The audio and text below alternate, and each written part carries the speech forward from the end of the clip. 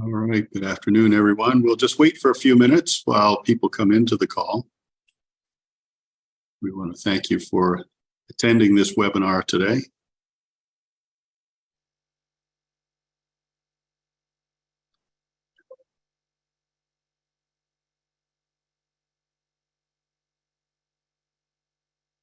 We're thrilled to have Pat Symonds back to speak with us again. So Pat, we'll just give it another minute or two, and then I'll do a quick introduction and hand it over to you. Yep, that's great.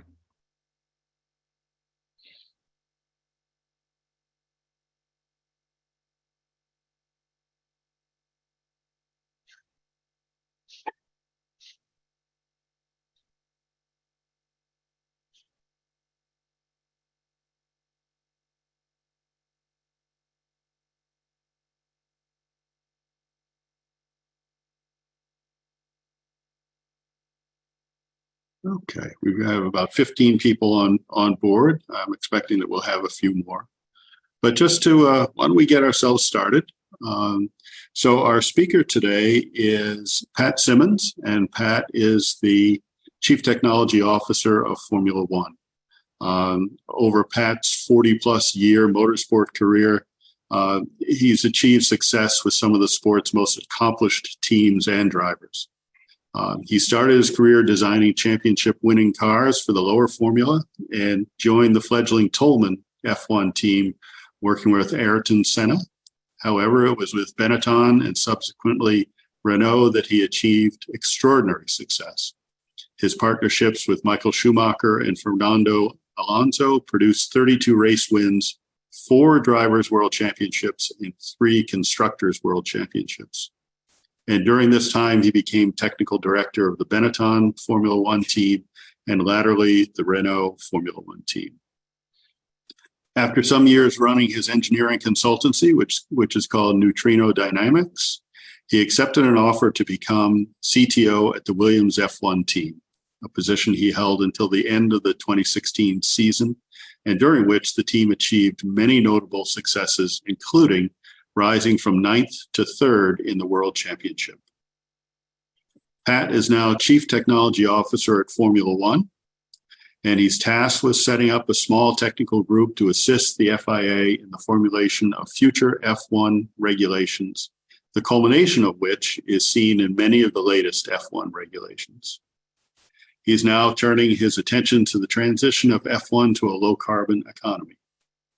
So Pat's also a visiting professor at Cranfield University. He's a chartered engineer and a fellow of both the Institution of Mechanical Engineers and the Royal Aeronautical Society. So Pat, welcome to this Formula Hybrid+Electric webinar. We're very pleased to have you with us today. And I'll hand it over to you to share your screen and to share your slides. Well, it's great to be back, and thank you for inviting me once again. So I'm going to be talking to you today a little bit about my career, how I got into Formula One, some of the things I did before that. I'm going to be talking for a large part about what a motorsport engineering means and the role that it has in sort of technical advancement, and how we do influence things outside our sort of rather narrow sphere of motorsport. And I'll give you some examples of that. And then I'm going to be talking a little bit about a specific area that we're working on sustainable fuels. So there are going to be quite a lot of slides to get through, but I really want to leave some time for you to ask questions at the end. And those questions are totally open. If you want to talk about careers, if you want to talk about Formula student, if you're SAE, if you want to talk about where things are going on sustainability, I'm happy to try and answer anything. So let's kick off, and I'll share my screen with you and we'll go through a few of these things. So I'm assuming now that you can see everything, and we'll move on from there. So, as I said, I'm going to give you a brief history of what I've done and where we're going. So we'll move straight on from that. A few little facts about Formula One. Growing in popularity in America, I'm really pleased to say. So, you know, we're I'm hoping that when I started talking to you guys a few years ago, probably we weren't as well known as we are now. But we really are a global sport, a huge following, growing all the time. Even these facts here are rapidly out of date, but with 500 million fans worldwide, we really do regard ourselves as a global sport, and one that's growing at almost an alarming rate. When I go to races, even our live audience just seems to get bigger and bigger, which means I have to get up earlier in the morning to get into the track, and I get home later in the evening. But that's all good for the bottom line. So my early days in motorsport in the UK, obviously, and my dad used to take me to a lot of races, and I think there was one very formative time, and it's this race here that you can see on the screen. It was at Snetterton on Good Friday, so just about this time of the year. I was 14 years old. This was in 1967, so it gives you an idea of how long I've been in this game now. And went to see this particular race, and I think it was on that day, having been to a lot of sort of minor races in the UK, this was a real international event, and it was on this day that I definitely thought, well, this is something I want to get involved in when I leave school. And I managed on eBay to find this program for the race, and it's quite amusing now to look through it, because these are my heroes of the day. And on the front row there, you can see Jochen Rindt, Jack Brabham, Denny Holm, John Surtees behind, Jackie Stewart. And these are people who, my professional career I got to know. And to go from a sort of 14-year-old kid sitting in awe watching these things to being involved in it, I think I've been very, very lucky. So I started off when I left university. I was at Cranfield, where I'm now a visiting professor. But I did automotive engineering there. We didn't have motorsport engineering in those days. And I started designing Formula Ford cars. And top left is the first car I did, the Hawk DL17. And this was taken at my first professional motor race, which was in November 1976. And this is a big race in the UK at the end of the season, when all the Formula Ford teams come together to sort of decide who is the champion. It's called the Formula Ford Festival. And this was my first professional race, and we finished first, second, and third. So I thought, this is easy. I found out thereafter that it was anything but easy. Some of the other cars I worked on, Formula Ford 2000s, and top right, Formula 3 car that we did the European Championship with. And this one is a particular favourite, very successful Formula Ford car. And what's interesting about this is the guy who's driving it in number 58 car is a guy called John Village, and he won the European Championship in this car.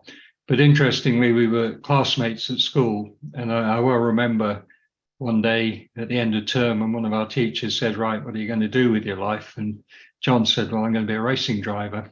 And I said, well, I guess if he's going to be a driver, I better design the cars. So it was quite nice a few years later to go back to the school and say, yeah, we did it. After a few years doing pub racing in the UK and Europe, a little bit in the States actually as well, moved into Formula One in 1981.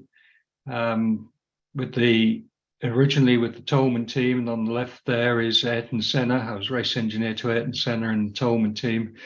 So this is 1984, and this particular race was Monaco, where we finished second, very, very nearly won in very wet conditions.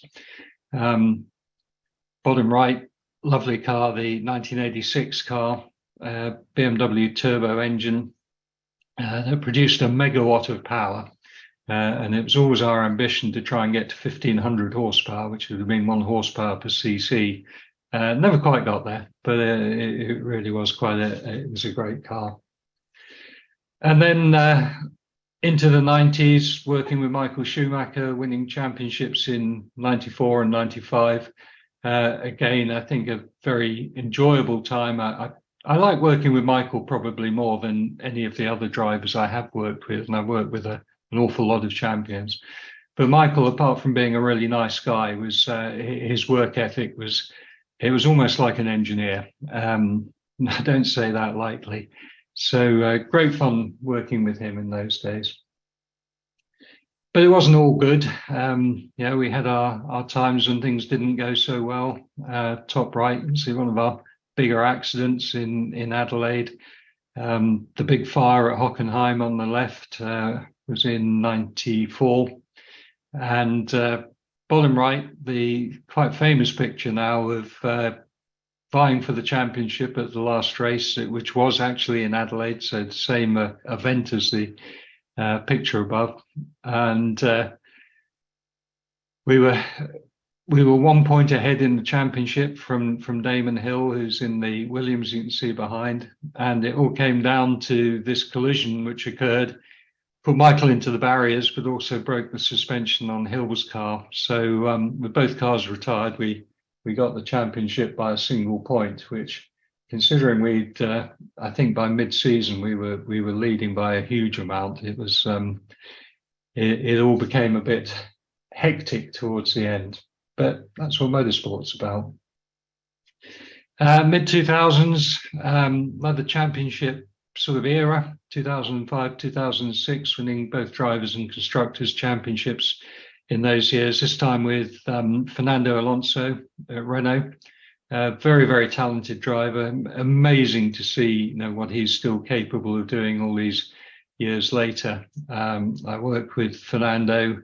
I was no longer a race engineer by this time. I was technical director, but I worked with Fernando from the time of his first win in 2003 in Hungary through to his two championships, and still maintain a good close relationship with him. He's one of my go-to guys when I'm looking at new regulations and thinking about where we should be going. There are a number of drivers who I quite like to talk to get opinions, and Fernando's one of them. He's been around a long time. He's an intelligent guy. He's very interesting to me because he's driven sports cars as well as Formula One. So, he sees things from a different aspect. He's driven Indy cars. So, he doesn't have this complete Formula One focus, which sometimes can mislead us. So great guy to work with. But been lots of drivers I have worked with. Very young looking me there with very curly hair, certainly a lot darker than it is now, with Ayrton Senna, top left. Bottom left is Jules Bianchi, great driver I worked with at Marussia, who unfortunately died in Japan in 2013 or 14. Fernando and Michael in the middle there, and getting Michael in the top right. So yeah, some very good drivers, many others as well who I thoroughly enjoyed working with. And some great cars as well, even down to on the left there is the Marussia. It was a team that I never actually worked for them. I did some consultancy work over a number of years, which led to the sort of formation of the team, very underfunded team.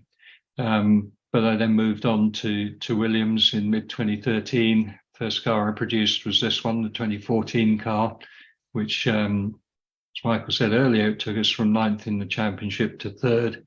And, we were the people who were giving Mercedes a run for their money that year. So it was good fun. And then at the end of 2016, I left.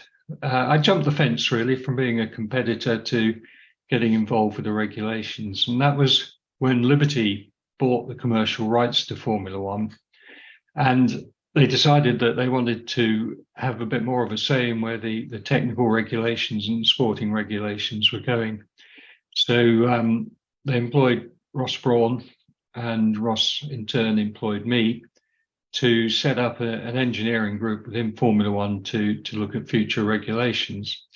And this is the car we produced for 2022, where we had this goal of trying to look at the aerodynamics, understand the aerodynamics to a point where we could get cars that would race close to each other. And this was a fascinating project. We did a lot of it in computational fluid dynamics. We did a fair bit of wind tunnel testing as well. But within the computational fluid dynamics arena, we really pushed the boundaries of what could be done. We were using very, very complex simulations. We were capable of simulating two cars going around a corner, one after the other, with completely turbulent flow. And we were engaged with AWS to do the computing, and they did some pretty heavy lifting on the computing that we could apply to it. So we were able to run these extremely complex simulations within a day. So we could set an instance going in the morning. We could look at the results in the evening. And I recently did a little calculation that for one of these simulations that we were running in a day, if we ran it on a reasonably high spec laptop, with a sort of dual core i9 processor, it would take about 43 years to run that case. So we brought it down from 43 years to about, I think we achieved about 12 hours in the end. But that's me, that's my career. But what I really want to talk about a little bit is the role of Formula One and motorsport, and how we also do things that are not immediately obvious, and how we get involved with, sometimes intentionally, sometimes unintentionally, with bringing other aspects of our engineering to society. So I think the first thing you need to know is that, when you start any sort of concept, you start off with your basic research, you go through your applied development, and then you bring it into operational deployment. And it doesn't matter whether it's a racing car, a road car, an electric toothbrush. You have to go through all these sort of fundamentals. And down below, you can see the sort of the concepts of what each part is about. So you start off with this discovery and maybe a proof of concept, probably a mathematical or a modeled proof of concept. You go through the validation in laboratories, in test facilities, and then operational. And on the left there's a lot of existing research resource. It's in the universities, it's in the government organizations.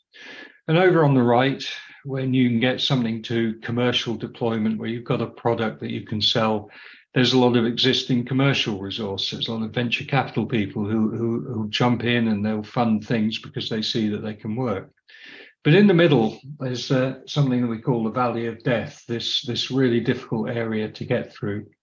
And this is where an area where motorsport is so good, because we can take things that are at proof of concept and we can really make them work in a very short order. We can go through the laboratory validation, we can go through the operational validation, and effectively we can prototype it, because a Formula One car is a prototype. Every race we go to, we've got new parts on it. We're developing all the time. It never stands still. So we're very, very good at working in these areas.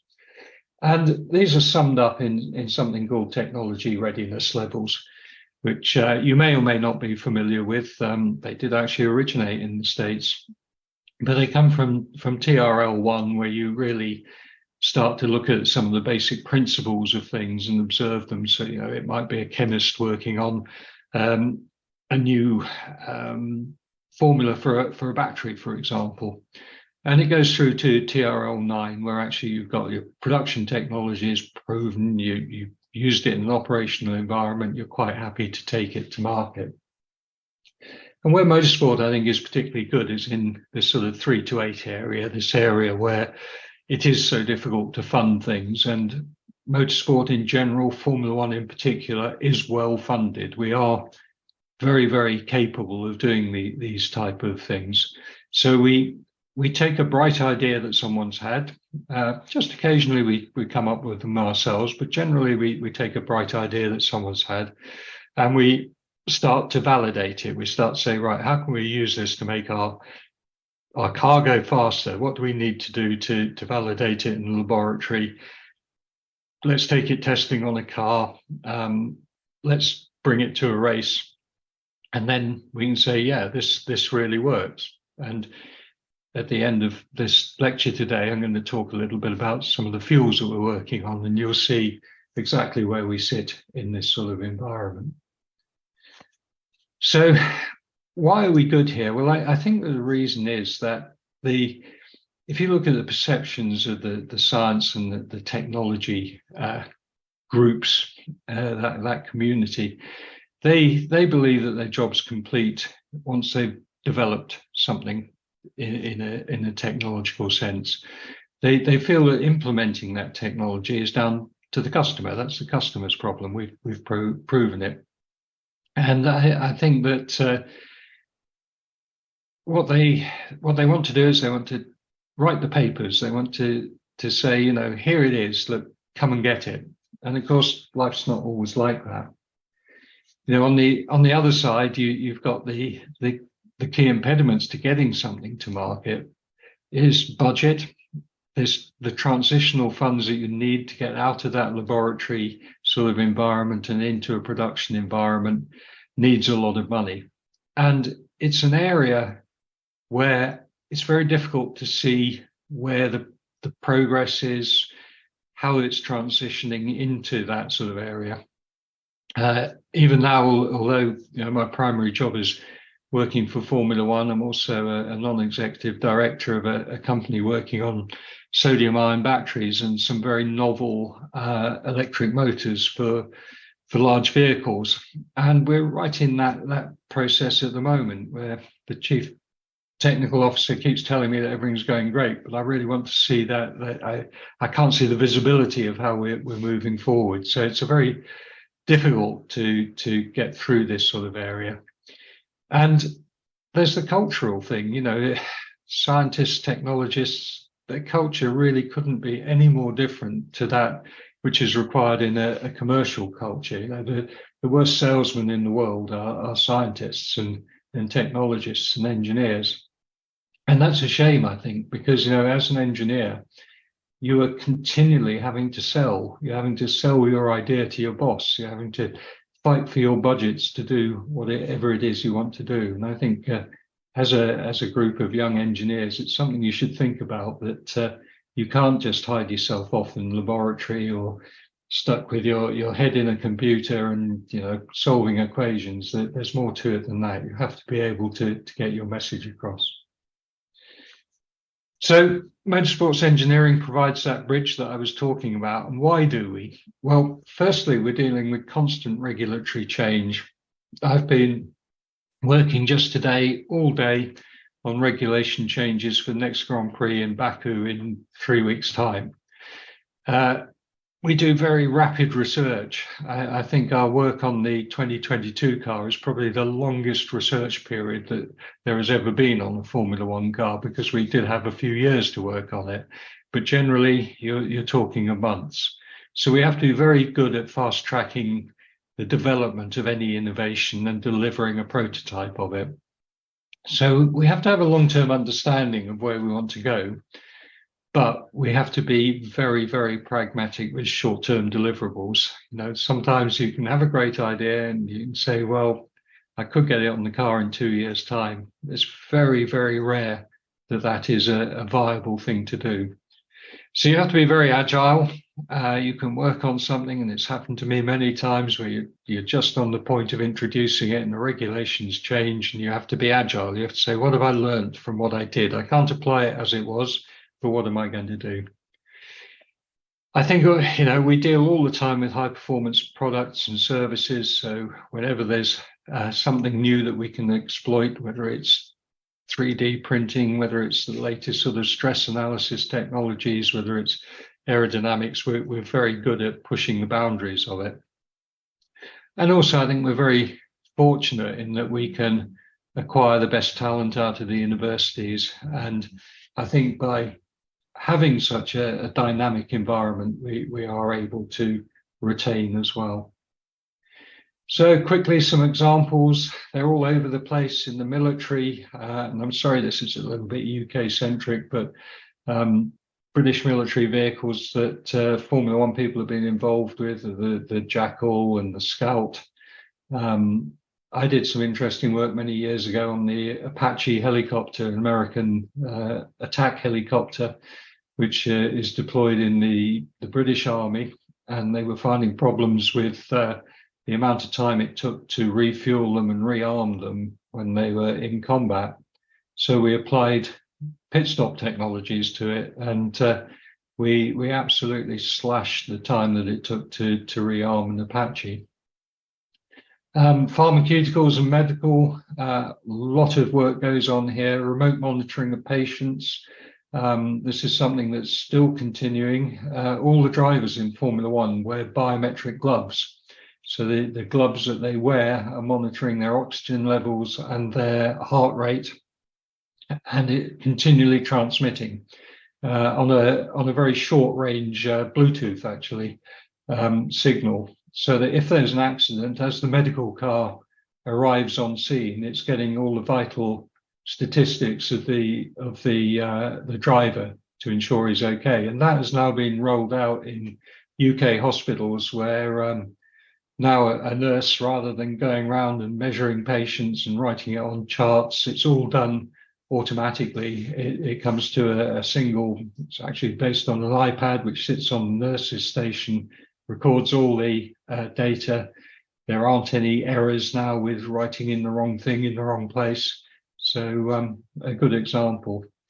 Top right there is something we built at Williams, which is a baby pod. It's an incubator that can be transported. So it fits onto a standard carrier for a stretcher. So it can go straight into an ambulance. It can come out of one hospital into an ambulance, be carried to a specialist hospital without the baby or the monitoring of the baby being disturbed at all.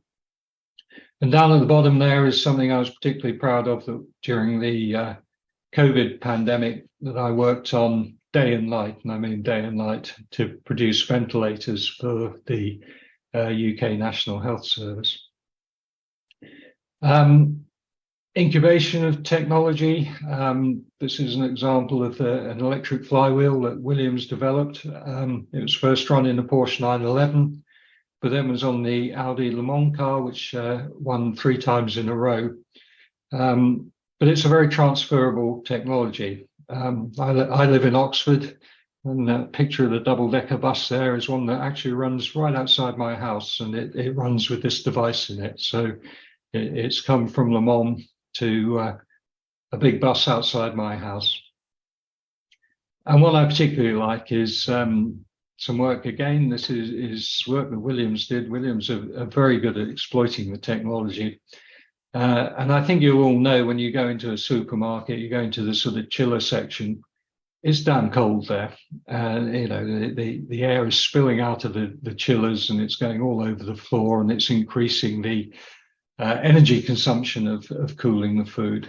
And Williams worked on an aerodynamic device that literally just turned the air around and kept it in the shelves. So the building was warmer, the shelves were cooler, and something like a 16% reduction in cooling load. In automotive, I showed you that picture earlier of going to a race, and my sort of first race that really excited me. And on the left there is probably the engine that was in my father's car when he took me to see that race. It had carburetors, had 2 valves per cylinder, it had push rods.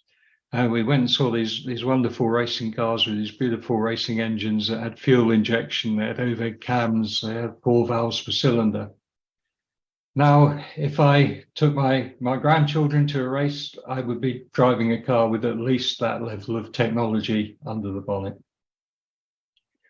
In Formula One, we've moved through power units over periods of sort of 10 years, from the 3-litre V10s right up to the current V6 hybrids, and the engine I'm working on now, the 2026 engine.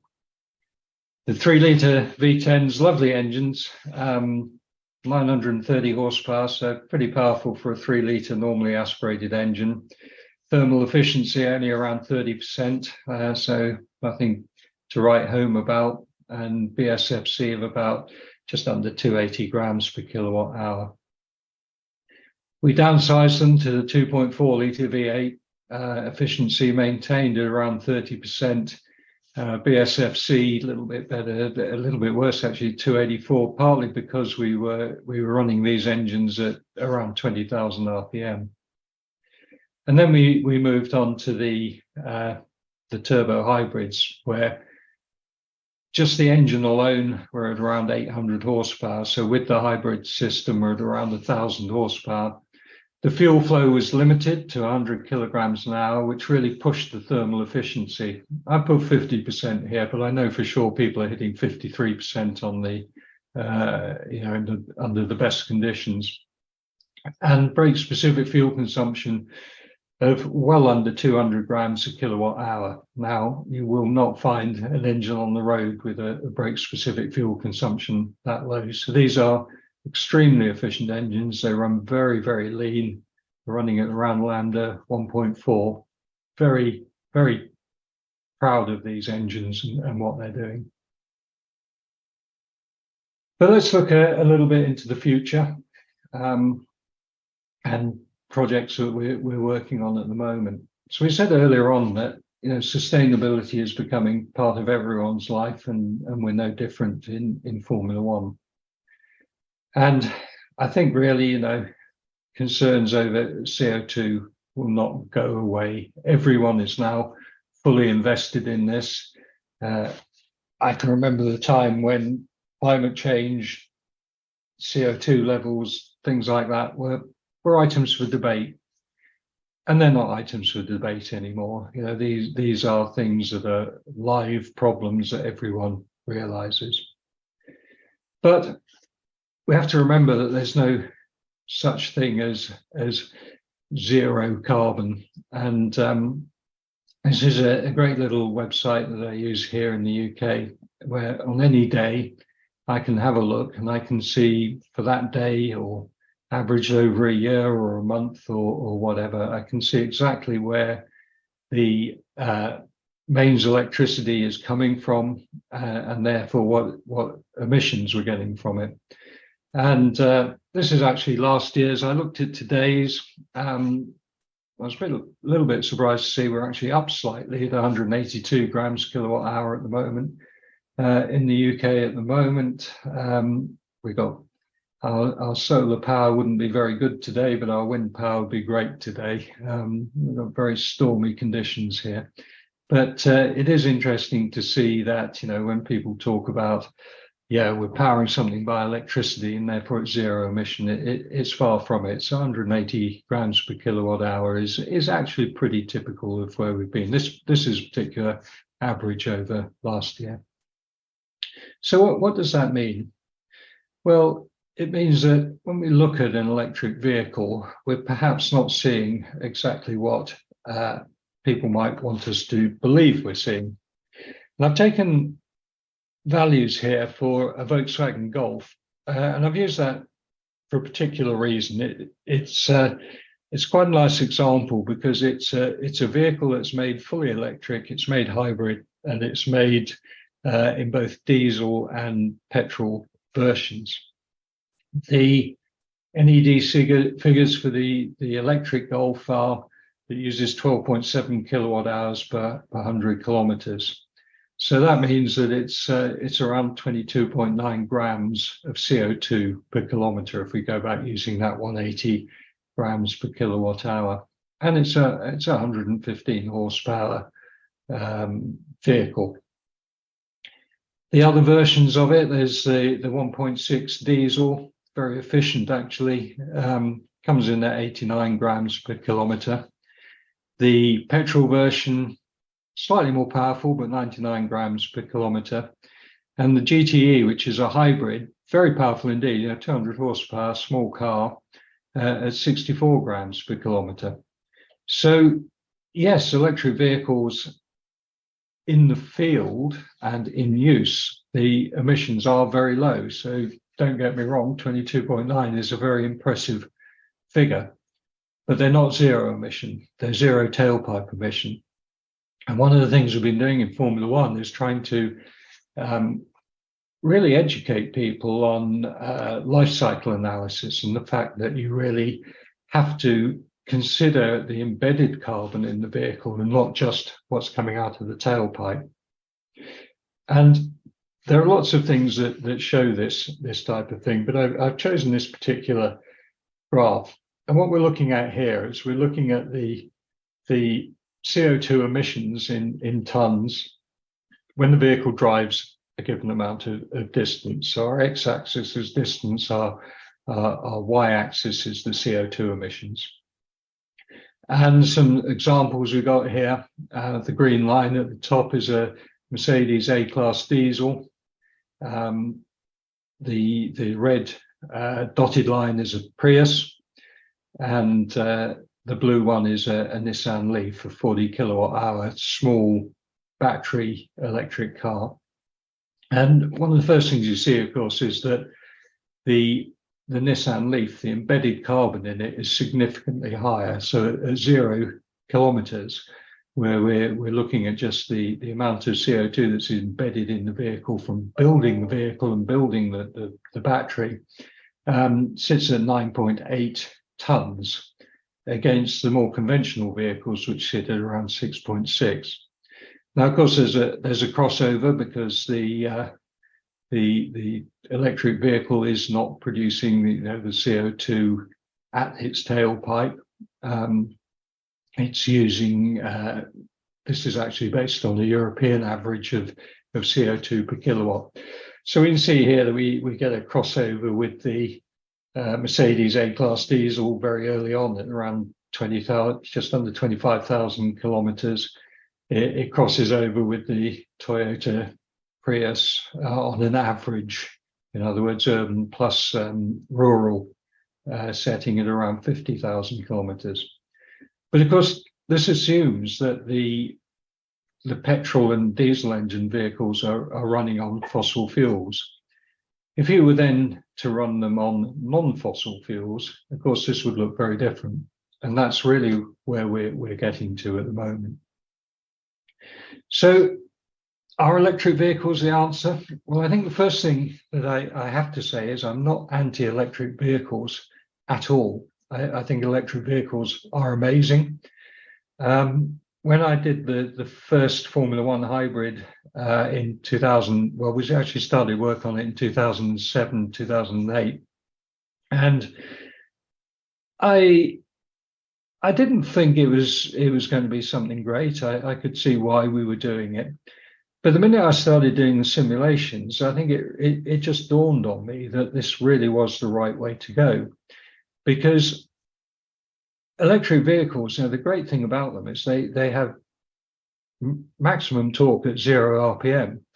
And of course, while a petrol engine has really great power density, its torque characteristics are not great. But when you put the two together, they're actually pretty good. So I then became a bit of a fan of hybrids and started to understand electric vehicles more.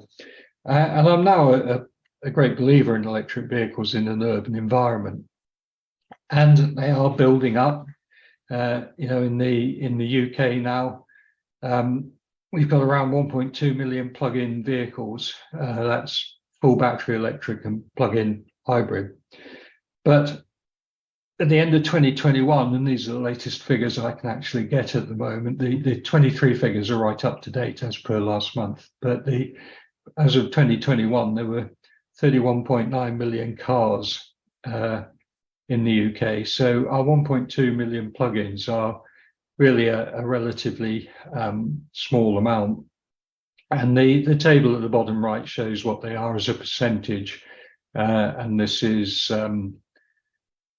whole of 22 and year to date. Sorry, this is year to date in 22 and in 23. So in other words, it's probably end of February figures. So penetration of battery electric vehicles around 13%, plug-in hybrids about 7%. And where are they going? Well, they're certainly building up, as we can see in the graph on the top right, but where they go is anyone's guess. And this is an interesting thing. Now, Oak Ridge, I'm sure you'll know, very, very famous and well-respected institution in the US that does an awful lot of work on all sorts of transport technologies. And this is something that they predicted in 2006. They said by 2017, they expected in the US that the percentage market share for plug-in hybrid electric vehicles would be just over 20%. In 2017, the actual figures for plug-in were 1.31.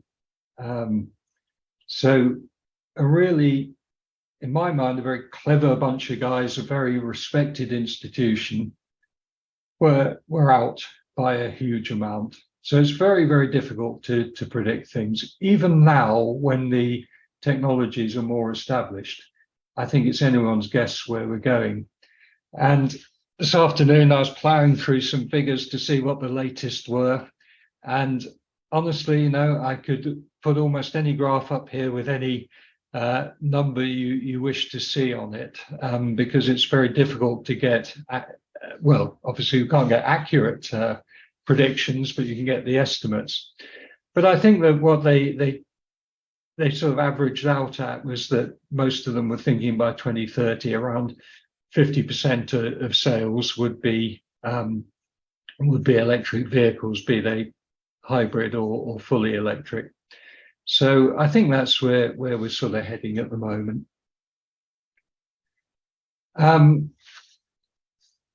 Do the auto industry concur? Well, this is something, it's a couple of years old now, but it's a few years old now, but this is the boss of BMW, who was saying that by 2030, 80 to 85% of the car makers lineup would still have internal combustion engines. And I think that was a bit pessimistic, to be honest, because BMW now got a number of electric vehicles out. But I think the mild hybrid technology is counting for quite a number of them. So I think it's still, we haven't reached the tipping point with electric vehicles, partly because we haven't got the infrastructure to support them. So jury's still out, I think. But I think what we need to do is we need to think about our next sort of generation of power units. What are they going to look like? Because the vast majority of light vehicles will still have engines fueled by liquid hydrocarbons. I'm talking now of the next sort of 10, 15, 20 years even, in spite of legislation, because legislation is even now changing. I think electrification will be starting to get universal, and certainly as we get up to a sort of 2050 or so, it will probably be universal in light vehicles, but a lot of it will be through light hybridization rather than full battery electric vehicles. And I really hope, and I think we're starting to see signs of this, that the emphasis will be on cradle to grave CO2 reduction. In other words, full life cycle analysis rather than just looking at tailpipe emissions. And if we want to reduce the tank to wheel, in other words, the final bit of the equation, we really need to do that by improving the thermal efficiency of the engines. We need to reduce the parasitic losses.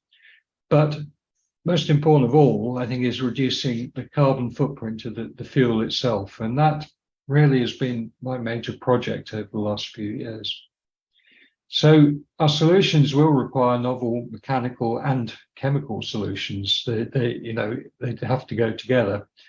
And a couple of examples of engines there, the Akates engine, an engine that's, again, comes from the States. It's an opposed piston engine. It's the only engine that I know of that's sort of road car capable. It's still a prototype, but road car capable, and yet approaching that sort of 50% thermal efficiency.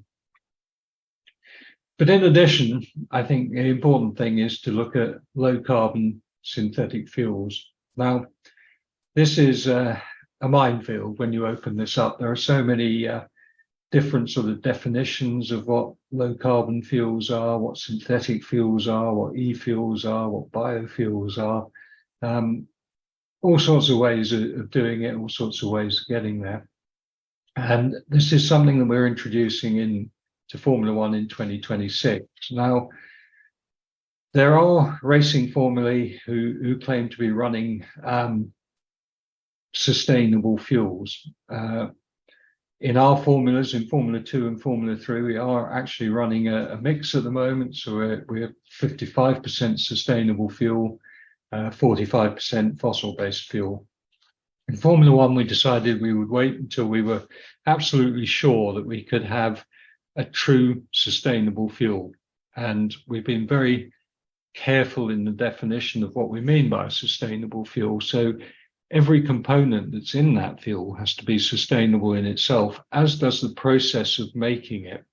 So we're really looking at back to basics and really looking at life cycle analysis of it. But what we want to do is we want to produce a drop-in fuel. And it's interesting, when I started this project, my idea was that we would co-optimize the engine and the fuel together, because once you start synthesizing a fuel, why would you necessarily make it look like gasoline? You can actually make a fuel that's much better than gasoline. We happen to use gasoline because it's something that we can produce from a fossil oil base relatively easily. But when I started talking to the fuel companies, they said, yeah, it's a great idea, but what we really want to do is we want to replace the fuel that's in the existing fleet of cars with a sustainable fuel. So at that point, we sort of changed our approach, and we defined a fuel for 2026 that is essentially, it's an E20 fuel, so 20% alcohol in it, or up to 20% alcohol is allowed. We did that for two reasons, really. One is that it's still quite difficult to get the molecules that you need in a sustainable manner to produce the full isooctane type synthetic fuels. And also, of course, ethanol or methanol are very cheap to make. So it brought the cost of the fuel down. But what I really wanted to do is I wanted to define a finished fuel rather than how you made that fuel. And the reason for that really goes back to when I was talking about electric vehicles. And in Europe, I think we've been very guilty, or our governments have been very guilty, of saying what we're going to do is we're going to introduce electric vehicles, rather than saying what we're going to do is we're going to reduce CO2. So there's very much a feeling in European government that the enemy is the internal combustion engine. Whereas I would argue the enemy is not the internal combustion engine, it's the fuel. So if you can produce an internal combustion engine that's running on a very, very low carbon fuel, essentially approaching a zero carbon fuel, then I think you've taken away a lot of the problems that you have. So we designed our regulations to produce a fuel that was a drop-in fuel that could be used in a Formula 1 car or in a spectator's car to drive home. But we wanted that fuel, while defining the outcome, we didn't want to define the process of getting there. So we've left the process very open. And as you can see here, there are several ways of producing it, from algae through lots of different things. There's cellulosic ethanol, HVOs, biodiesels, ethanol, lots of different ways of producing the fuels. Some people finding the carbon from direct air capture, for example. And what we're showing here is that the synthetic fuels, the ones in red up at the top, can save an awful lot of CO2. So, saving around 80 grams per megajoule of energy available at, let's say, reasonable costs. I mean, our partners, Aramco, who we work with a lot on this, are suggesting that by 2050, costs will be comparable with fossil fuels. And there's obviously a pathway to that. So how do you get these advanced fuels? Well, if you're looking at the sort of the diesels, the jets, the gasolines, the sort of fuels that we're talking about, you can see there are so many pathways to getting it. And this particular chart doesn't even show direct capture of carbon from the CO2 in the air or in exhaust plumes from factories and things. So many different pathways. You can, depending on how you do your conversion and how you do your upgrading, you can turn those feedstocks into a finished biofuel or a high level gasoline type fuel. And we're encouraging people really to use a lot of domestic waste, agricultural waste, things like that. And as I say, some people looking at trying to upscale direct air capture, which is certainly been proven at small scale, but of course moving it up to large scale is another thing again. So is industry ready? Well, I think it is. If you look at where things are, we talked about TRLs and conventional biofuels, and by that I mean the sort of HVOs and the ethanols, which in the States you've had up to 85% ethanol in your fuels. In Europe, we have, as far as I know, nowhere goes beyond 10% ethanol in the fuel, but those sort of conventional biofuels are already deployed. But as you can see down in TRL 6 and 7, in that sort of demonstration phase, we've got the high octane gasolines and the advanced biofuels, which is where Formula One is going. So this isn't a pipe dream. This is something that can be done. It's something that we are very confident we will have running in 2026 in Formula One. We're quite pleased with the way the sort of stage introduction in Formula 2 and Formula 3 is going. And as I say, we've got the oil companies well on board now. So we're pretty happy with all of that. So let's just go through what we've spoken about. So we've got 10 minutes left for questions at the end.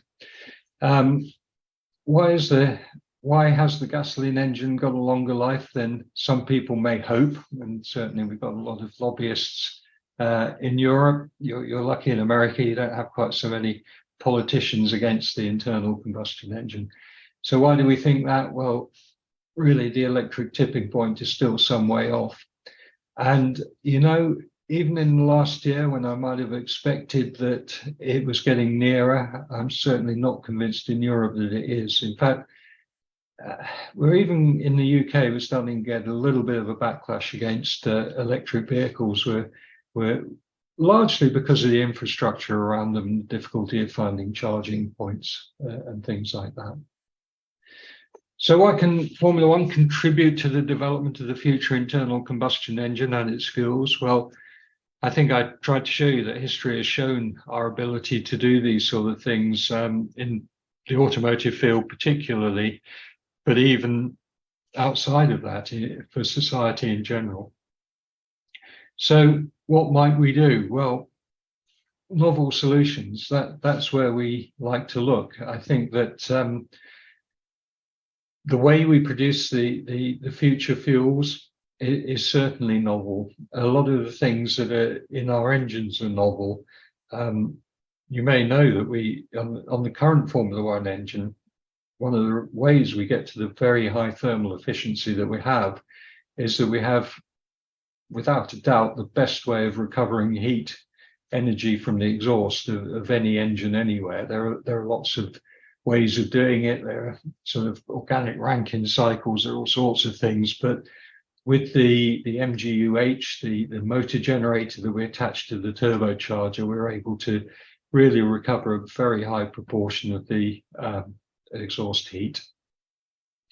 And we have the complementary activities, so the use of low carbon fuels, which is something which in Formula One terms, it's not a big contributor. Our total carbon footprint as a sport, and I'm talking our scope 1, scope 2 emissions, is just over 250,000 tons CO2 equivalent.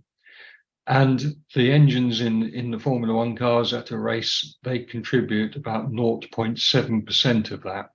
So you could say, well, is that really worth doing it? But I think that the real thing here is showing how we feed back into society, as I showed you with some of those military and healthcare examples, as well as the automotive examples, that if we can show that we can produce a fuel, a drop-in fuel at a reasonable price, then the 1.4 billion vehicles that are on the road at the minute that are predicted to be about 1.9 billion by the time we get to 2030, there is a viable alternative to keep those running on internal combustion engines with a huge reduction in the carbon footprint. So I hope that I've given you an idea of my career, what a career in Formula One is like, and a little bit of some of the things we do. So now I'm quite happy to try and take some questions from you. All right. Thank you, Pat. That was wonderful. So we have 5 questions that have been teed up so far. The first one is from Andrew Ramirez. And his question is, will the solid-state battery technology be implemented in 2026 with the new powertrain regulations? Hi, Andrew. Good question. Solid-state battery technology is an interesting one. It's one of those holy grails. It's like nuclear fusion. It's one of those things that's always just around the corner. And I think actually, when we get there, it will be a great thing because one of the problems with the current battery technology is that electrolytes are flammable, and that does lead to all sorts of problems with electric vehicles.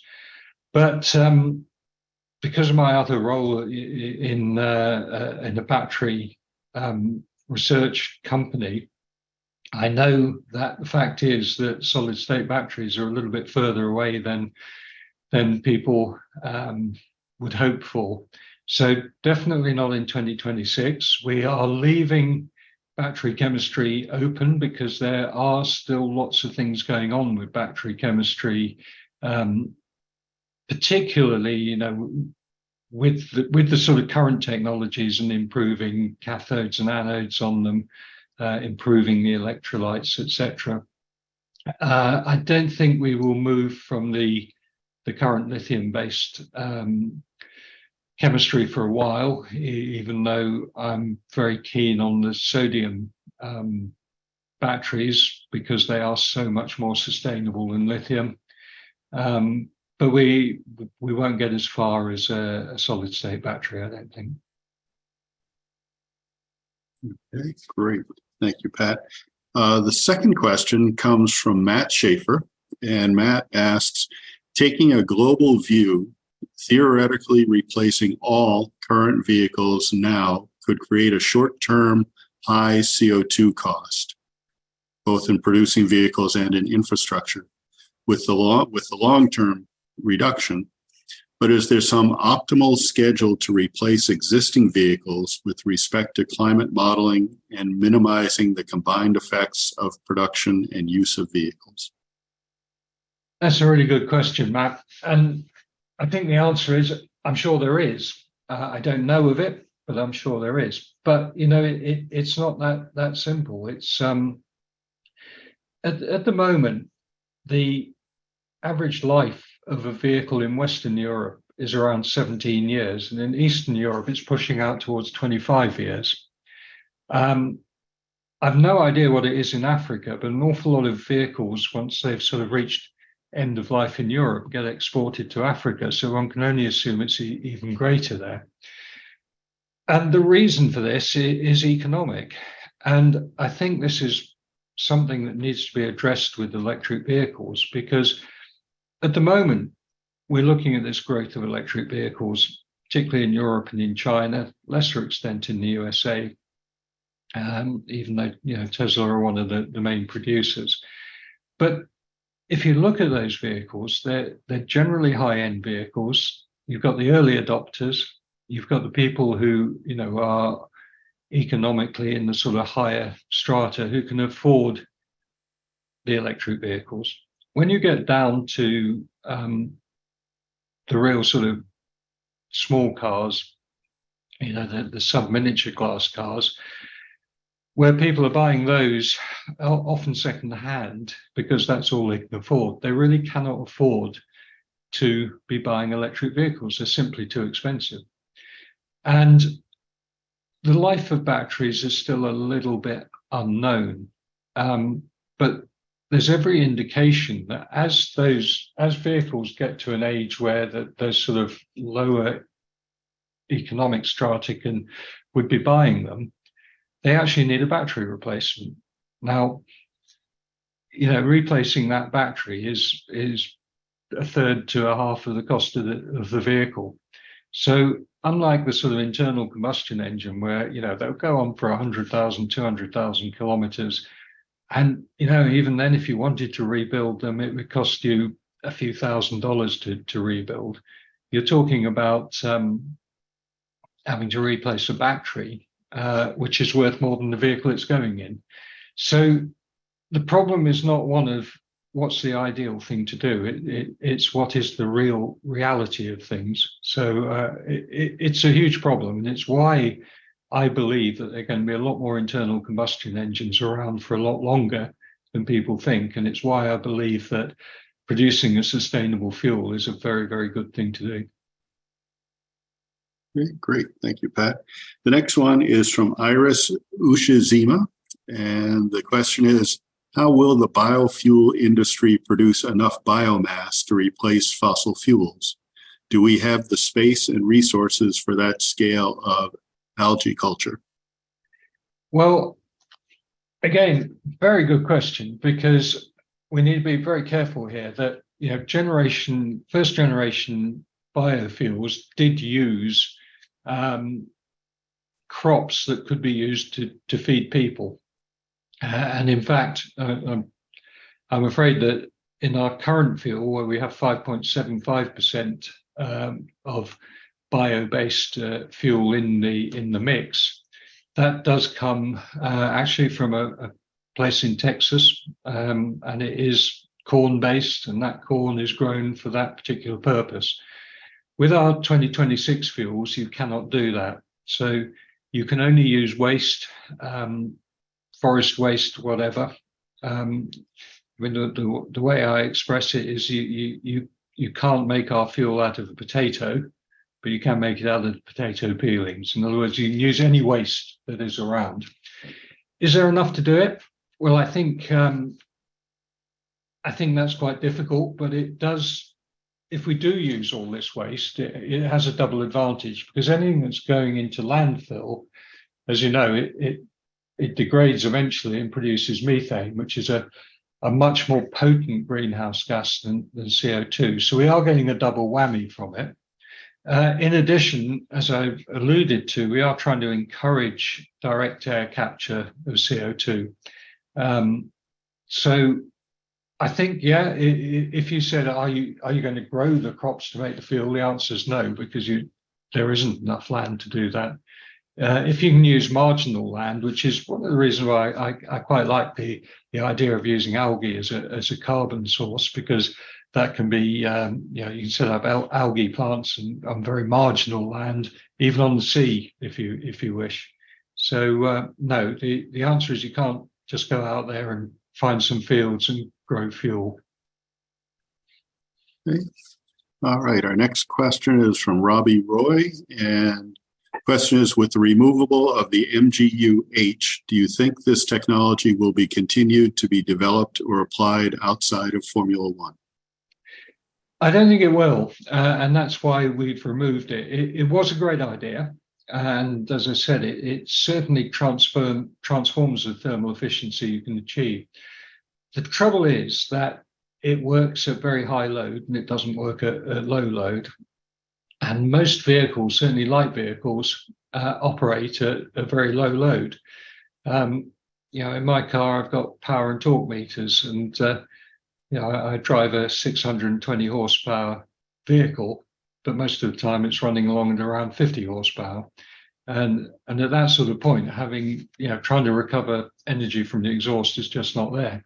Now, I've always had a bit of a dream of seeing a sort of 40-ton 18-wheeler truck running with a 1.6 litre engine, at full chat, and under those sort of circumstances, it would.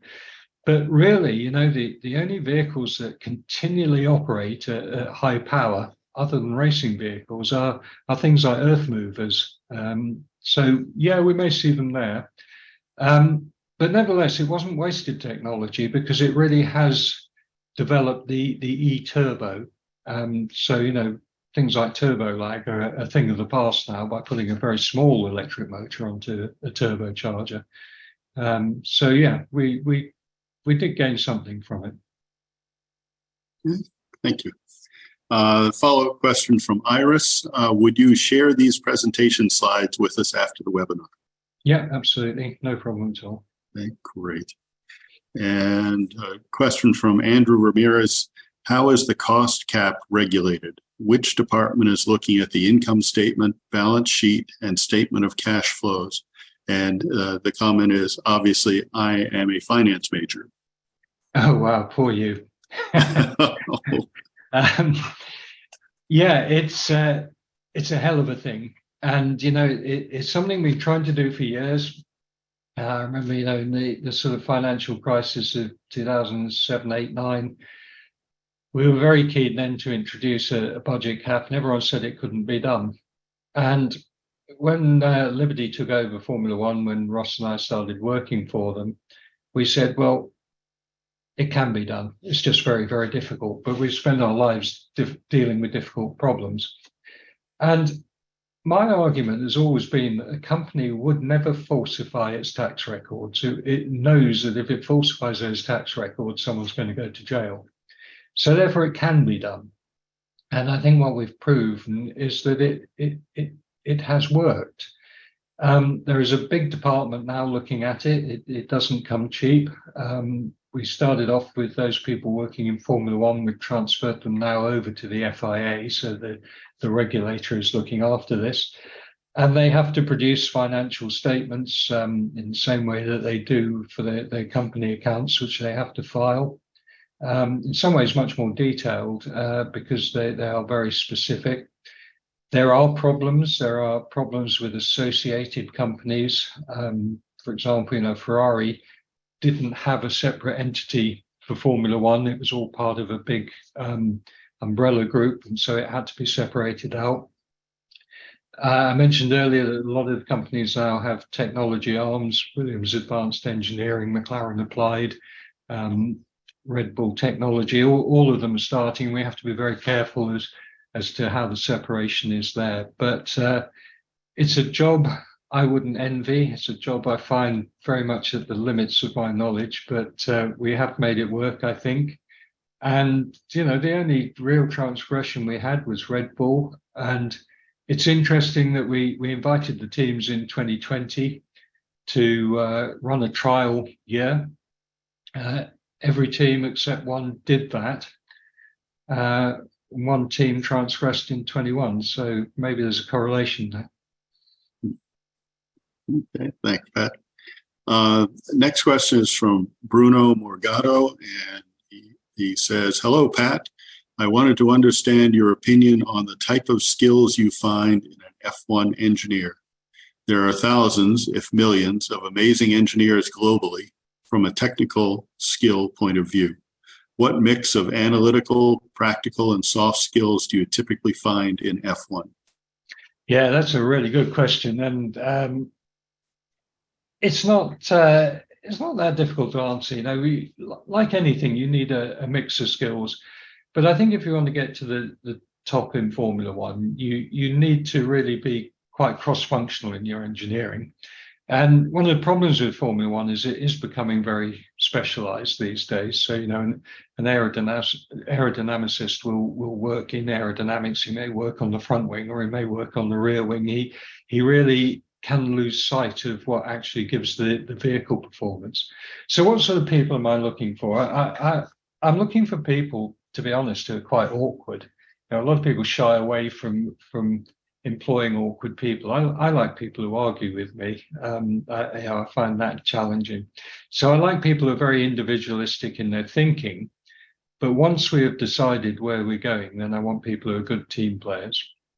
But above all, I think that learning agility is vital.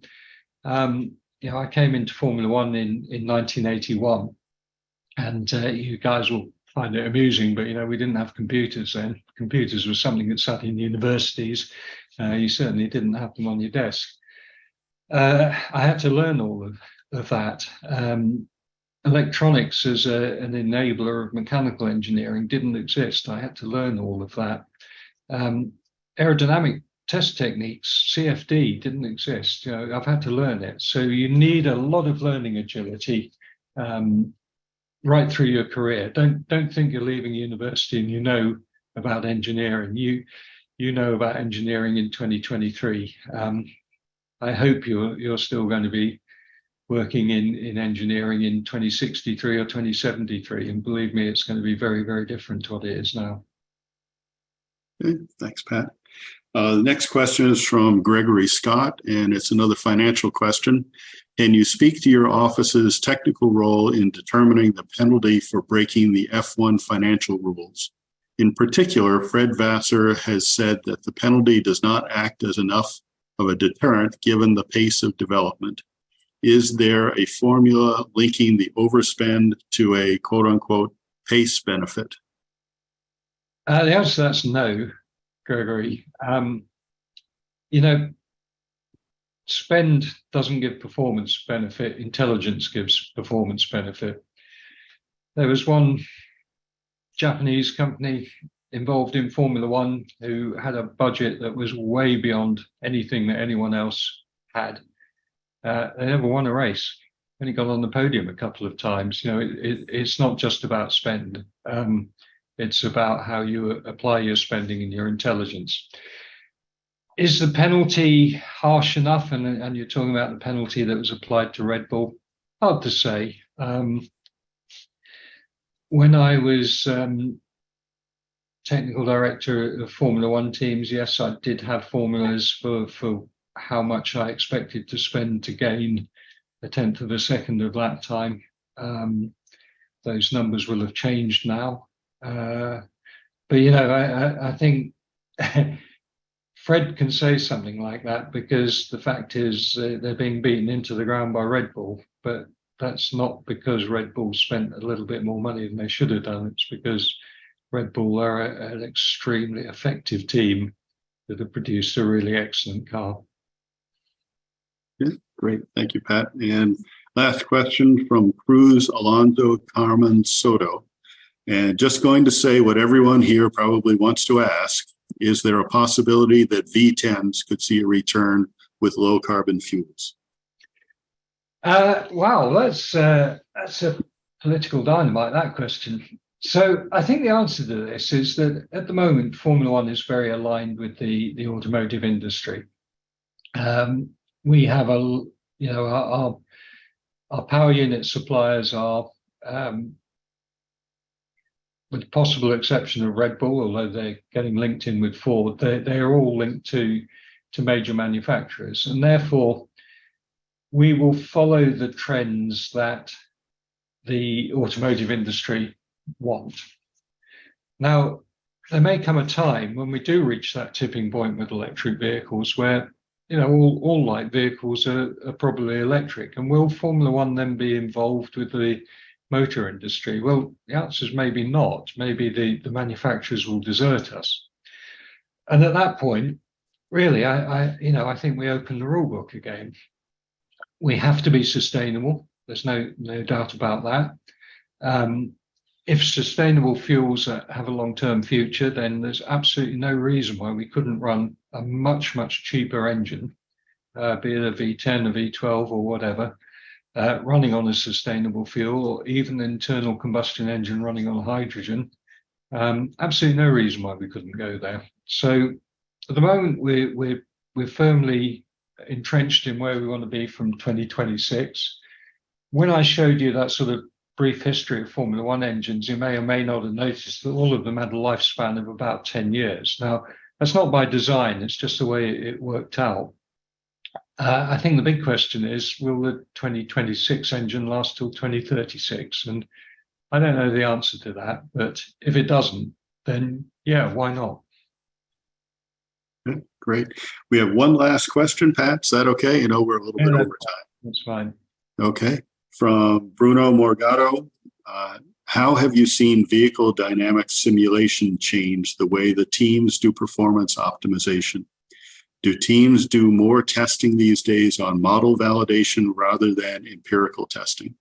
Yeah, absolutely. And Bruno, this is my sort of area. I did my thesis for my master's degree on vehicle handling simulations. So, you know, as I said, we didn't have computers on our desktop then, but I did some of the first modelling. In fact, it was for a Formula One car. It was for a Wolf in 1976, and I managed to get hold of some tyre characteristics and built myself a little dynamic model. Very, very crude by modern standards. Had very little aerodynamic information to put into it, but absolutely, you know, from that sort of baseline, I've really championed vehicle dynamic modeling since then.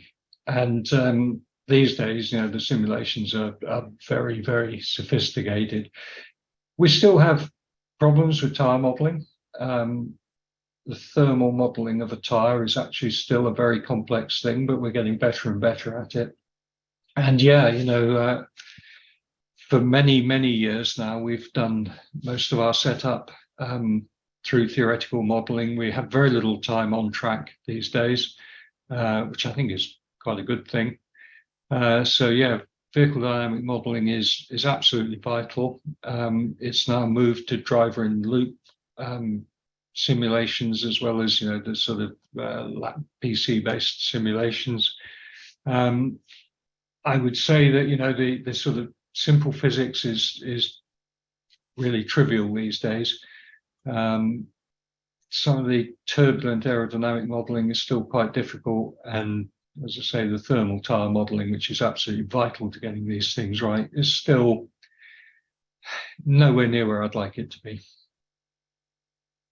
Okay, great. Thank you, Pat. So we've gotten several comments back that the audience really appreciates the time that you've taken with us today.